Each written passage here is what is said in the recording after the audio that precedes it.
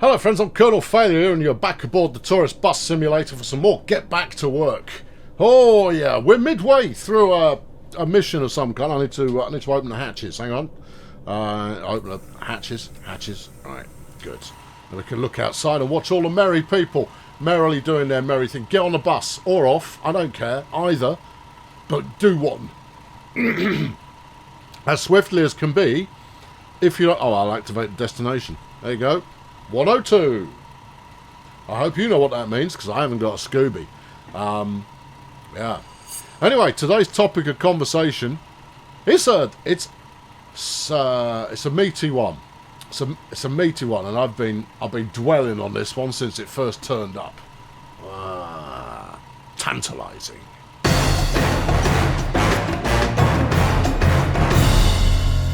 Right, today's question comes from Enrico.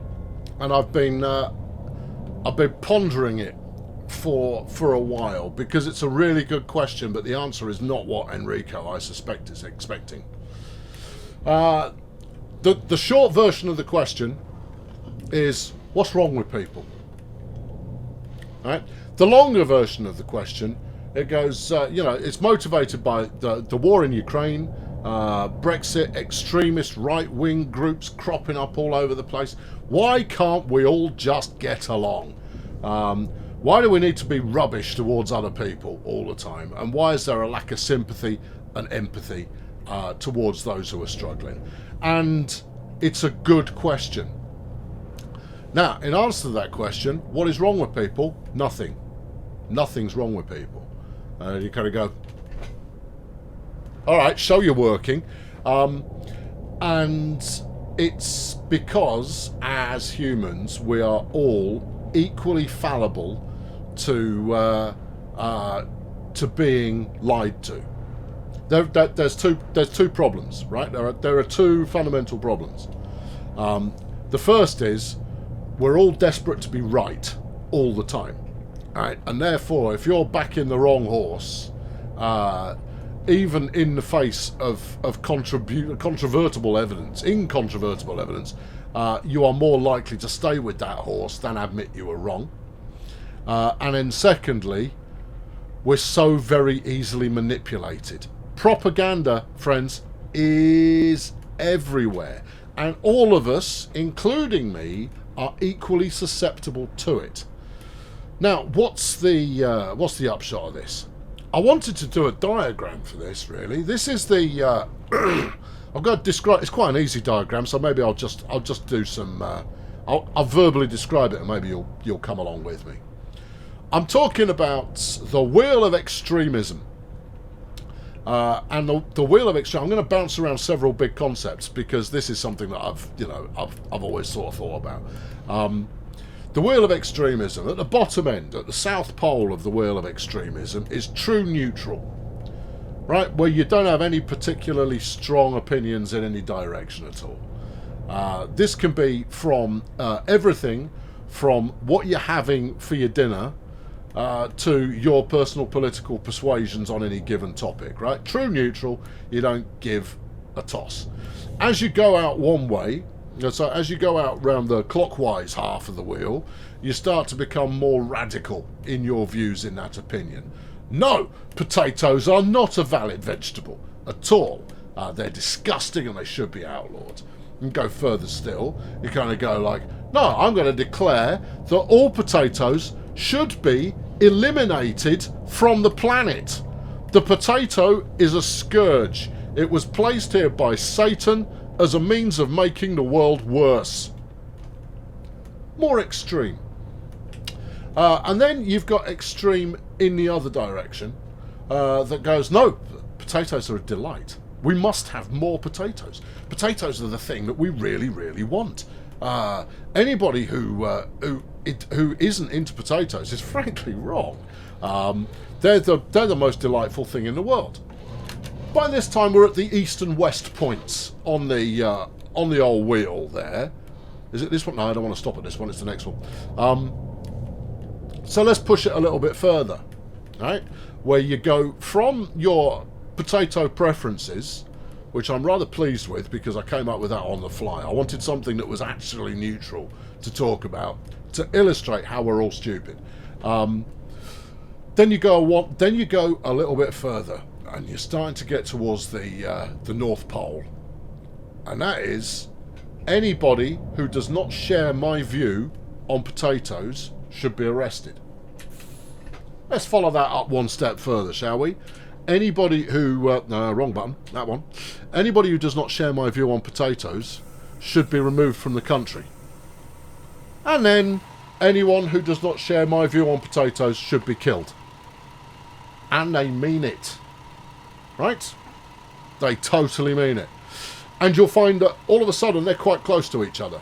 The 2 points of extremism are very close to an overlap of just of killing potato people. And you kind of go, yeah, well, they're loonies. And you go, yes, they are. The further you get away from the point of neutrality, and the point of neutrality is pointless. There's literally pointless. If you're going to be neutral about something, then you know, it's all a bit hopeless for us all. Are you telling me I've got to unload this bunch of clowns here, go and hang a Yui and pick them up from the other side? Can do. Alright, okay, good. Close hatches. I should learn the buttons for this, but you know what? I quite like clicking the buttons. I find that to be quite entertaining. There you go. Keep me picture-in-picture going. Handbrake off. I left it in gear, obviously. Bus likes it when you do that. Alright, get out of my way. No indicators, and not a care in the world. Coming through. Right, so you kind of go, yes, and it has ever been thus, where you've got people that start to feel a little bit in one direction, and but then, you know, they maybe for whatever reason they start feeling more in that direction and more in that direction until before you know it you've got total extremism. And you go, yeah. Now think about that on a national scale. I'm not entirely sure where I'm going with this train of thought, but it's the right train of thought. So on a national scale, where you get entire countries just deciding that everyone in another country is terrible, or everyone in another tribe is terrible, and must be stopped at all costs. That kind of national hatred that goes on. I don't know why this idiot at the front has stopped. You see, yeah. Let's sort the problem by ramming him out of the way.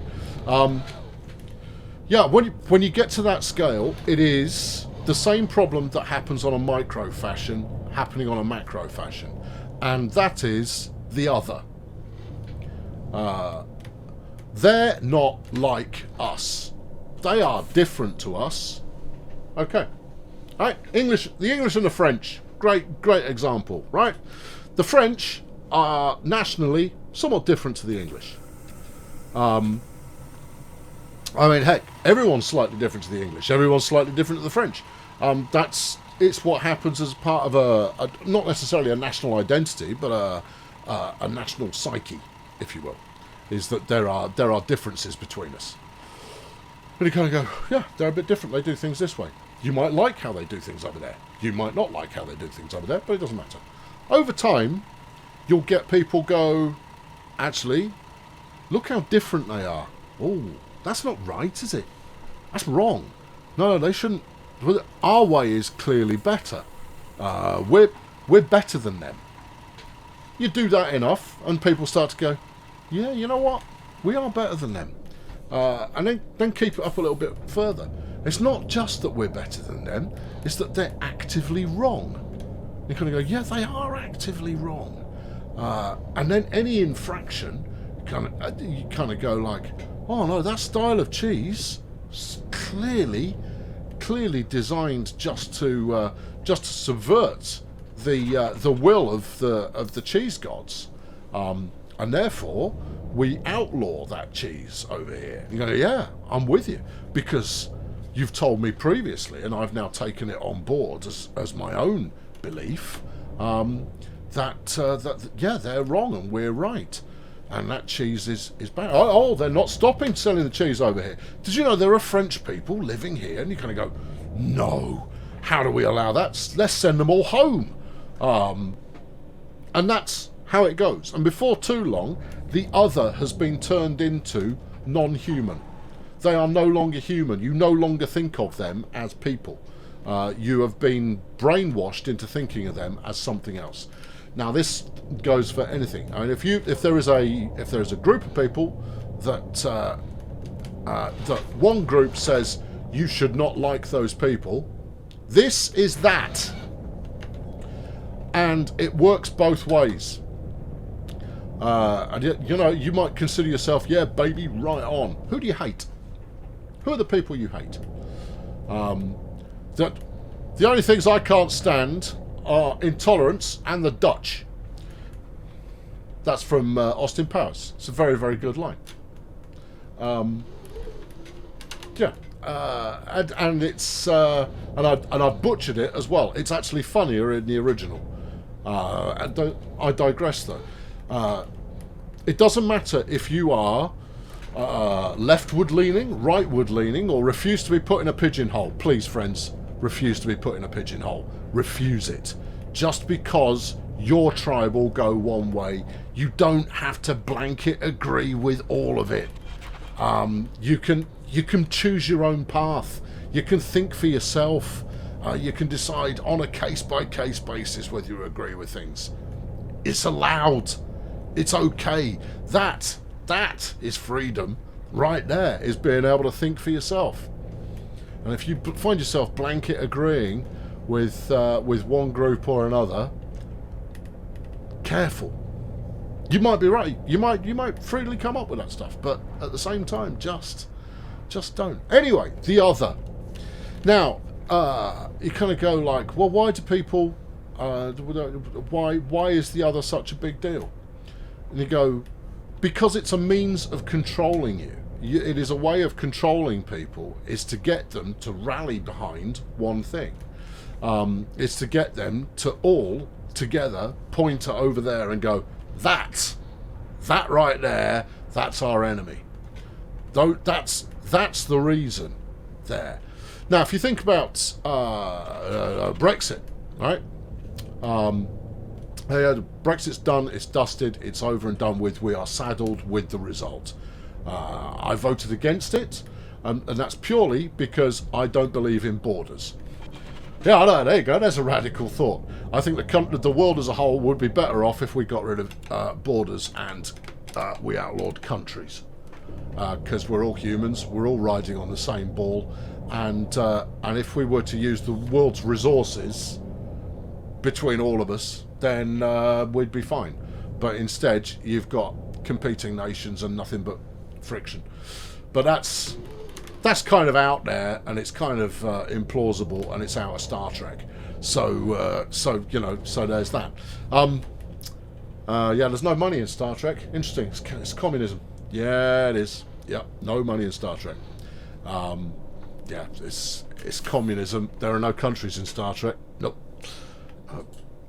Yeah, it's one world communism. Still like Star Trek? Yeah, you should do. Thanks, Leaves. Yeah, you've spoiled a perfectly good view there. Oh no, they're ebbing and flowing. They're just dirtying the lens. So, since the advent, prior to the internet, right? Prior to the internet, we would get our information. I'm not even saying news particularly. We would get our information from sanctioned, safe, relatively controlled sources. It was easy for governments to spin us a narrative. No, it was easy for our government to spin us a narrative that would point in the right direction, right? That would go in a national interest kind of a direction. It would be easy for the government to do that. And for the most part, that worked out okay. Sure, you would have incidences where the government said, and they're the bad guys, and we're going to go thwomp them. You know, and because there wasn't much counter-opinion going on, you'd get some decent journalism where they would present a counterpoint of view, but not an awful lot. You largely consumed and chose to believe what state media was, or owned and controlled media was telling you. Is state media more reliable than corporate media? No. No. Equal levels of unreliability going on in there. Neither is any better than the other. And it's for you to try and understand and try and figure out that are they accurate or not. The problem, though, is all of a sudden the internet comes along and we're being saturated by alternate viewpoints, and they're everywhere, and there's no rules. Anybody can put forward this video, for crying out loud, is putting forward a viewpoint. I don't have to run it by anybody. I don't have to fact check anything. I can just sling it on out there as an opinion piece, and some of you may decide to subscribe to my church as a result of it. Well, okay, that's not why I'm doing it, but there are people who do it for exactly that reason. And again, it affects everybody. These alternate viewpoints in terms of news and information and opinion, they are increasingly driving people towards the extremes, moving them away from that safe, happy little null point of no opinion in one direction or the other, into strongly, more heavily biased positions on the extremes. And this has been going on for the 20 plus years that the internet has been ever present, but before that it existed as well, and particularly with media of every kind. Corporate and state media have all been trying to pull you away from that centre point in one fashion or the other. Obviously state media tries to pull you in a vaguely nationalised perspective, in we're number one, all others are number two or lower. Some sense of exceptionalism about your particular country versus everybody else. It's all lies, it's all rubbish, it's all nonsense. We're all just people, and the ones telling you that want to stay in power. And if they say we're great, there's a little, hang on, I'll point to it. You've got an automatic gearbox, son. Okay, right. On the dash it says A1 and the A stands for automatic. I thought I had more control over the gears than just backwards and forwards, but no, I've got an automatic gearbox. Oh, fine. Yeah, I'm just choosing forwards and backwards. Well, okay. I'm not having to step through the gears like you do on the truck sim. Yeah. Why is it, though, that people are trying to pull you away from the centre? Now, once we're into the internet age, where everybody's formulating their opinion one way or the other, is because clickbait is why. Clickbait is the reason. Clickbait used to be, casinos hate him. How he learned to win blackjack using this one simple trick. Clickbait. Now, clickbait is what you need to get people to click on something. It can be benign clickbait. Mr. Beast, right? Mr. Beast. I filled my swimming pool full of Orbeez. That's clickbait. Because it's enough for you to want to go, what does that look like? Oh, how did that work out? I am interested to see how that happened and how that happened. But instead now, what savvier media operators have figured out is that your clickbait is that much more effective if, rather than, oh, that sounds fun or interesting, you've gone with, oh, that's something I strongly disagree with. That's something I hate. It's called hate clicks, friends. Gotta drive those hate clicks. There are several YouTube channels out that, if you ask me, I tell you never to watch, because they do nothing but hate click videos for games. And it is both cynical, and it means that their job, in inverted commas, is nothing but stirring up discontent, making you less happy. Their entire existence is about making you less happy as a gamer. And you just kind of go, well, that's just dirty. But now extrapolate that onto a larger platform, where you're talking about gender, or you're talking about the Brexit, or you're talking about anything you like. They get you by telling you something you radically disagree with, which causes you to push through, and then you start to formulate an opinion off what you've been told about them. You know, the ones who aren't like us, the ones who are different, the ones who are wrong. Oh dear, no, we've got to stand against them. There are only a few right-thinking people still left. And it doesn't matter on what side of the political equation you are, it goes too far.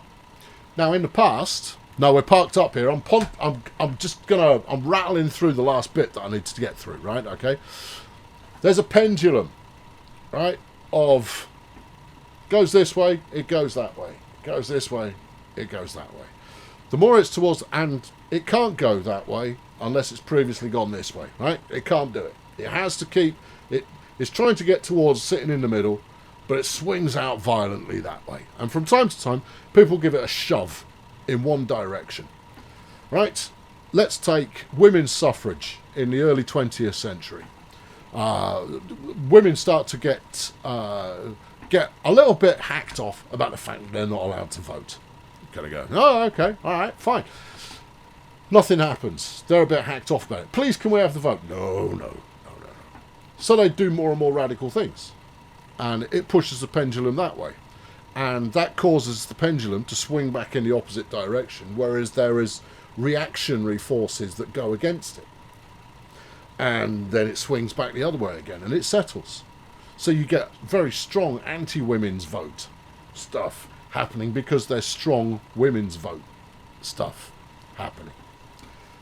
Do I tell them this story? I think I might have told you it before. This is the perfect example of that. And it's about the Christian abortion lobby in the US. The lobby, the bloc that opposes abortion in the US. Back in the 60s, I'm going to say 60s, it was a non-issue. No one really cared. Abortion was seen as a medical procedure. Right? It was seen as a purely medical procedure. I'm gonna get this wrong, but this is well documented. You can look it up for yourself. I'm gonna get it fundamentally wrong.